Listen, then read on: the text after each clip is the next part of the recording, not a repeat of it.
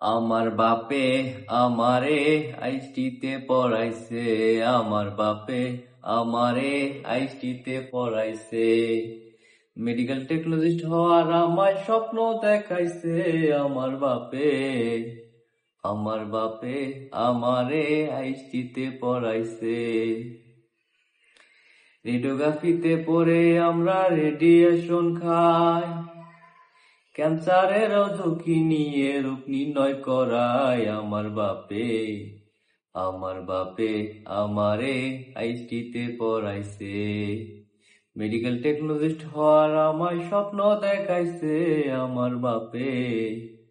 আমার বাপে আমারে আইসটিতে পড়াইছে। প্রিয় সুধী, আসসালামু আলাইকুম। আমি মুস্তাফির হোসেন লাল মিয়া, মেডিকেল টেকনোলজিস্ট, রেডিওগ্রাফার। আপনারা জানেন যে রোগ নিরাময়ের পূর্ব শর্ত হচ্ছে রোগ নির্ণয়।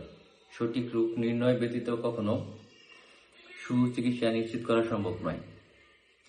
আর আমরা যারা medical technologist, radiology and imaging আছি, তারা প্রতিনিয়ত রেডিয়েশনের জগতে বসবাস করে আপনার আমার অজানা রোগ নির্ণয় করে থাকছি।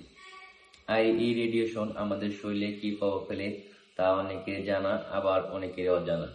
এই রেডিয়েশন আমাদের শরীরে বিভিন্ন ধরনের প্রভাব ফেলে। তার মধ্যে যদি আমি বলতে চাই, এই রেডিয়েশনের ফলে আমাদের ফাটিগ অর্থাৎ ক্লান্তি লাগে, তারপর হেডেক অর্থাৎ আমাদের মাথা ব্যথা হয়, তারপরে হেয়ার লস অর্থাৎ আমাদের অল্প বয়সে চুল পেকে যায়, আবার অনেকের চুল পড়ে যায়, স্কিন চেঞ্জ প্রবলেম দেখা দেয়।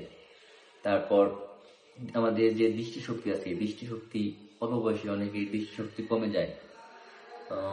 এরপর আসে আমাদের শরীরে যে আপনার প্রতি মাইক্রোলিটার রক্তে প্রায় 4.7 থেকে 6.1 মিলিয়ন আরবিসি সেল আছে। এই সেলগুলো কি রেডিয়েশন খাওয়ার ফলে এই সেলগুলো আমাদের আস্তে আস্তে ধ্বংস হয়ে যায়, যার ফলে আমাদের শরীরে লিউকেমিয়া বা ক্যান্সারের একটা ঝুঁকি ধীরে ধীরে তৈরি হয়। তারপর আমাদের যে রিপ্রোডাক্টিভ একটা সমস্যা আছে, রিপ্রোডাক্টিভ প্রবলেম হয়। এই রিপ্রোডাক্টিভ প্রবলেম সম্পর্কে আমি পরবর্তী একটা ভিডিওতে বিস্তারিত আলোচনা করব। আজকে শুধু এটুকু বলতে চাই যে একজন মেডিকেল টেকনোলজিস্ট, রেডিওগ্রাফার বা রেডিওলজি ইমেজিং যারা আছে, তারা প্রতিনিয়ত তাদের শরীরে বিভিন্ন ধরনের রোগ, ক্যান্সার এবং মারাত্মক সমস্যা হওয়ার সম্ভাবনা জেনেও প্রতিনিয়ত আপনার আমার শরীরে নানান রকম অজানা রোগ নির্ণয় করে যাচ্ছে।